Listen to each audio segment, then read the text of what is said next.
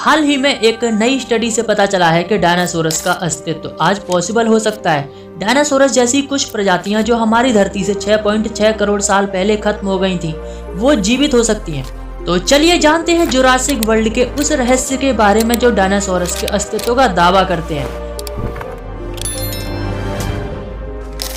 Dinosaurs जो आज से 24.5 मिलियन से 66 मिलियन साल पहले तक राज करते थे और उस समय को मेसोजोइक एरा के रूप में जाना जाता था, लेकिन एक विनाशकारी घटना जिसने पूरी दुनिया से डायनासोरस के अस्तित्व को खत्म कर दिया, एक एस्टेरॉयड जिसने पूरी धरती से डायनासोरस के युग को समाप्त कर दिया। लेकिन हाल ही में एक रिसर्च से डायनासोरस के अस्तित्व का पता लगा है कि डायनासोर आज भी जिंदा हो सकते हैं।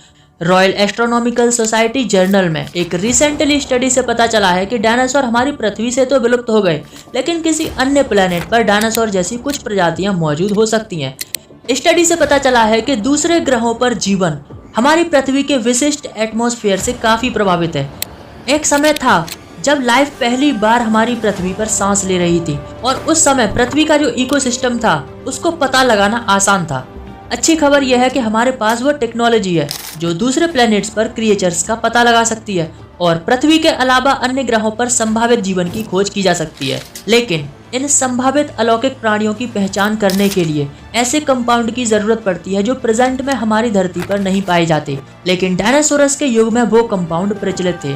डायनासोरस एरा में ऑक्सीजन का बढ़ा हुआ स्तर अन्य ग्रहों पर एक कॉम्प्लेक्स लाइफ की पहचान करने में मदद कर सकता है। डायनासोरस के समय में ऑक्सीजन का स्तर आज से लगभग 30% अधिक था, जिस वजह से जटिल जीवों को पनपने का मौका मिला और वर्तमान में पृथ्वी पर ऑक्सीजन का स्तर 21% पर स्टेबल है, जो आज के लिए परफेक्ट है।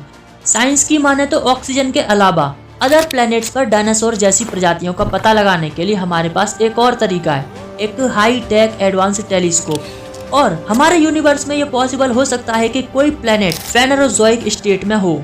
मतलब अगर कोई प्लैनेट फेनेरोजोइक स्टेट में है तो वह प्लैनेट एक जटिल जीवों के रूप में लाइफ को होस्ट करेगा, जो ऑब्वियसली डायनासोरस के अस्तित्व का एक पॉसिबल सोर्स होगा। कॉर्नेल यूनिवर्सिटी की साइंटिस्ट रेबेका पाइने ने बताया कि फेनेरोजोइक एरा पृथ्वी के इतिहास का सबसे जटिल समय था, जब लाइफ माइक्रोब्स और स्पॉन्ज के रूप में विकसित हो रही थी। इससे एक पॉसिबिलिटी सामने आती है कि हमारे यूनिवर्स में कहीं और दूसरे प्लैनेट पर लाइफ के संकेत मिल सकते हैं और लाइफ को खोजना आसान हो सकता है और पॉसिबल हो कि जुरासिक वर्ल्ड वर्तमान में हमारी पृथ्वी के अलावा किसी अन्य ग्रह पर पनप रहे हों।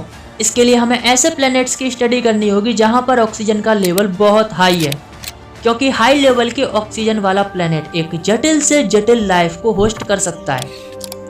वीडियो को लाइक, शेयर एंड चैनल को सब्सक्राइब करें।